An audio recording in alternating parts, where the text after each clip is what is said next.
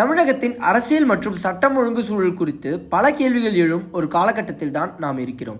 கொலை சம்பவங்கள், பாலியல் வன்கொடுமைகள், சிறுமிகள் மீதான குற்றங்கள், லாக்அப் மரணங்கள் என தொடர்ந்து வெளியாகும் செய்திகள் பொதுமக்களிடையே அச்சத்தையும் கோபத்தையும் உருவாக்கி வருகின்றன. மக்கள் பாதுகாப்பு என்பது எந்த அரசுக்கும் முதன்மையான பொறுப்பு. ஆனால் இன்று தமிழகத்தில் அந்த பாதுகாப்பு உணர்வு குறைந்து வருகிறதா என்ற கேள்வி பலரிடமும் உள்ளது. இந்த நிலையில் மாநிலத்தின் முதல்வரான மு.க. ஸ்டாலின் அவர்களின் செயல்பாடுகள் குறித்து எதிர்க்கட்சிகளும் சமூகத்தின் சில தரப்பினரும் விமர்சனங்களை முன்வைத்து வருகின்றனர். பல்வேறு இடங்களில் பாதிக்கப்பட்ட மக்களை நேரில் சந்தித்து அவர்களுக்கு ஆறுதல் அளிக்க வேண்டும், அவர்களின் பிரச்சனைகளை நேரடியாக கேட்க வேண்டும் என்பதே பொதுமக்களின் எதிர்பார்ப்பு. ஆனால் அந்த எதிர்பார்ப்பு நிறைவேறுகிறதா என்ற கேள்வியும் தொடர்ந்து எழுகிறது. இதற்கிடையில் சமூக வலைதளங்களில் பிரபலமான சில இன்ஃப்ளூயன்சர்களை அழைத்து சந்தித்து உரையாடும் நிகழ்வுகள் நடைபெறுகின்றன. அரசின் சாதனைகளை விளக்குவதற்காகவோ அல்லது அரசின் செயல்பாடுகளை பொதுமக்களிடம் கொண்டு செல்லவோ இப்படிப்பட்ட முயற்சிகள் மேற்கொள்ளப்படலாம். ஆனால் அதே நேரத்தில் தரையில் நடைபெறும் சம்பவங்கள் குறித்து நேரடியாக நடவடிக்கை எடுக்கப்படுகிறதா என்ற கேள்வி மக்கள் மத்தியில் நிலவுகிறது. மக்கள் கேட்பது எளிய விஷயம்தான். குற்றம் நடந்தால் விரைவான விசாரணை வேண்டும், பாதிக்கப்பட்டவர்களுக்கு நீதி வேண்டும், அவர்களுக்கு ஆறுதல் அளிக்கும் அரசியல் தலைமை வேண்டும், ஒரு அரசு உண்மையில் மக்களுடன் இருக்கிறது என்ற உணர்வை மக்கள் பெற வேண்டும். சமீபத்தில் தூத்துக்குடி மாவட்டம் விளாத்திக்குளம் அருகே நடந்த கொடூர சம்பவம் தமிழகத்தை அதிர்ச்சியில் ஆழ்த்தியது. 12ஆம் வகுப்பு படித்து வந்த மாணவி ஒருவர் மீது பாலியல் வன்கொடுமை செய்து பின்னர் அந்த சிறுமியை கொடூரமாக கொலை செய்து துண்டு துண்டாக வெட்டி வீசியது அப்பகுதி மக்களுக்கு பெரும் அதிர்ச்சியை கொடுத்தது.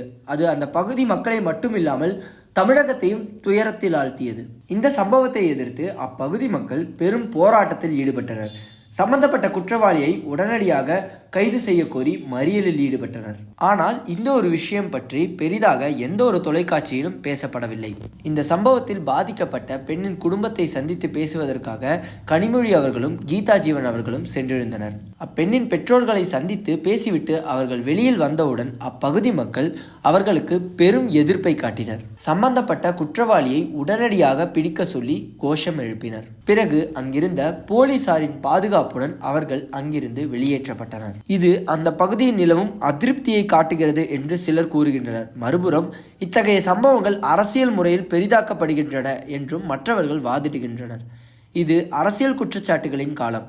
ஒரு புறம் அரசு தனது பணிகளை செய்து வருகின்றது என்று கூறுகிறது, மறுபுறம் எதிர்க்கட்சிகள் சட்டம் ஒழுங்கு சரிந்துவிட்டது என்று குற்றம் சாட்டுகின்றனர். உண்மை என்ன என்பதை தீர்மானிப்பது இறுதியில் மக்கள்தான். ஆனால் ஒரு விஷயம் தெளிவாக இருக்க வேண்டும். எந்த அரசாக இருந்தாலும் மக்களின் பாதுகாப்பு மற்றும் நீதியை உறுதி செய்வதுதான் முதன்மை கடமை. குற்றங்கள் குறைய வேண்டும், பாதிக்கப்பட்டவர்களுக்கு நீதியும் ஆதரவும் கிடைக்க வேண்டும்.